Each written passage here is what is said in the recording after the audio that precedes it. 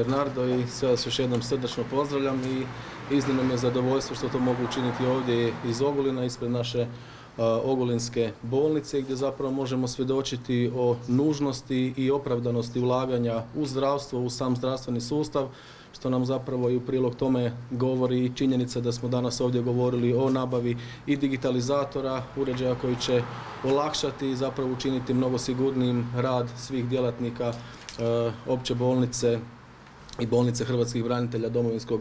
rata u Ogulinu. Također iskoristio bi priliku i zahvalio se svim zdravstvenim djelatnicima kako i opće bolnice, ali tako ne zaboravimo i našega Ogulinskog doma zdravlja na svemu što u ovim vremenima, ovim trenucima rade, budući da su prvi, možemo reći, i na udaru, ali i na potezu u ovim vremenima pandemije koronavirusa. Također zahvala i županiji što je prepoznala važnost, što je prepoznala trenutak nabave ovoga uređaja koji smo, kako smo mogli čuti, će nam koristiti ne samo i za vrijeme pandemije, nego i, nazovimo to tako, u normalnim uvjetima kada će biti omogućen, možemo to tako reći, i rad na daljinu. Dotaknut ću se i državne razine. Vlada Republike Hrvatske uspješno se bori sa pandemijom koronavirusa. Dokaz tome je i niz ekonomskih i fiskalnih mjera kojima se išlo na ruku i išlo se pomoći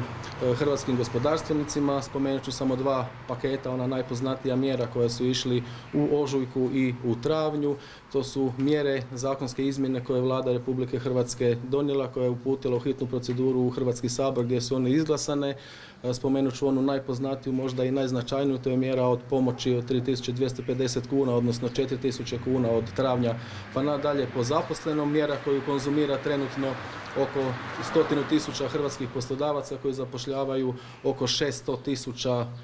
zaposlenika i trenutno je u ovom trenutku na račun te mjere, na račun te, možemo reći, jedne fiskalne pomoći hrvatskim poslodavcima iz državnog proračuna isplaćeno oko 100 milijuna eura. Da to nije mala brojka i da bismo malo to stavili u red veličina sa ostalim zemljama Europske unije, odnos tih fiskalnih ekonomskih mjera i BDP-a je oko 10%, prosjek Europske unije je oko 4%, tako da možemo reći da smo i u samom vrhu Europske unije po tome pitanju. Zaključit ću samo da i dalje nastavimo